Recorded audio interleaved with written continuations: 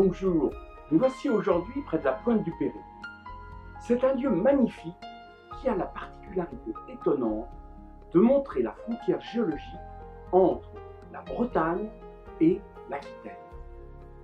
Pour le découvrir ensemble, je vais vous apprendre à décoder ce paysage en observant d'abord la falaise entre la plage Saint-Nicolas et la pointe du Perret.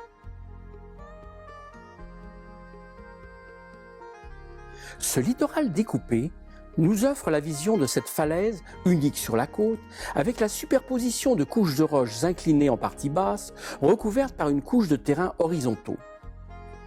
Comment expliquer ce phénomène que les géologues appellent une discordance angulaire? Les roches de la partie inférieure de la falaise sont des micaschistes en couches inclinées qui se délitent en plaques. L'érosion les a sculptés en ne laissant que cette étrange arche de pierre en avant de la falaise. À l'origine, ces terrains se sont déposés en couches horizontales au fond d'un océan il y a 500 millions d'années. Puis, sous l'effet de la pression et de la chaleur, elles se sont transformées et métamorphisées. 100 millions d'années plus tard, avec le soulèvement des hautes montagnes de la chaîne hercynienne de Bretagne, ces couches de schiste se sont inclinées dans la position qu'on retrouve aujourd'hui. Puis, au cours des 150 millions d'années qui ont suivi, ces montagnes se sont lentement érodées et aplanies dans notre région pour former la partie inférieure de la falaise. Ensuite, il y a 200 millions d'années, à l'ère secondaire, l'époque des dinosaures, la mer a recouvert ces couches de roches érodées. Cette mer couvrait tout le bassin aquitain jusqu'à l'estuaire du Perret, qui se trouvait à ce moment au pied du massif armoricain, que l'on distingue en rouge sur la carte. Au fond de cet océan, le calcaire provenant des squelettes et des coquilles des animaux marins s'est déposé en formant une épaisse couche que l'on observe horizontalement au-dessus des micaschistes que l'on trouve sur toute la côte au sud du Perret, de Jard à Saint-Vincent et même en Charente-Maritime.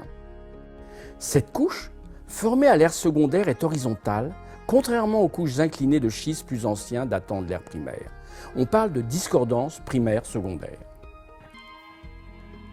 À la surface de la falaise, les eaux de pluie forment de petits torrents qui ravinent la couche superficielle d'origine plus récente et qui, à cause du piétinement des promeneurs, n'est plus protégée par la végétation. Tandis que des vagues de tempête emportent des pans entiers de falaises en coupant l'accès aux sentiers des douaniers.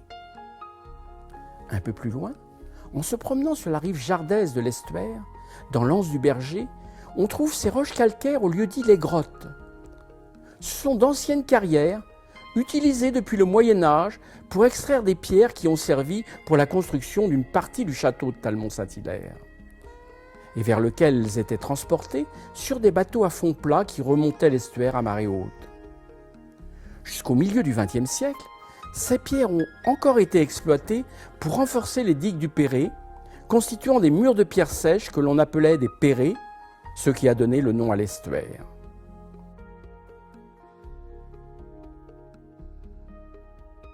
Cette pointe du Perret, si remarquable par l'histoire géologique qu'elle raconte, constitue aussi un coin de nature préservé. Alors je vous invite à venir le découvrir dans notre prochain épisode. À bientôt!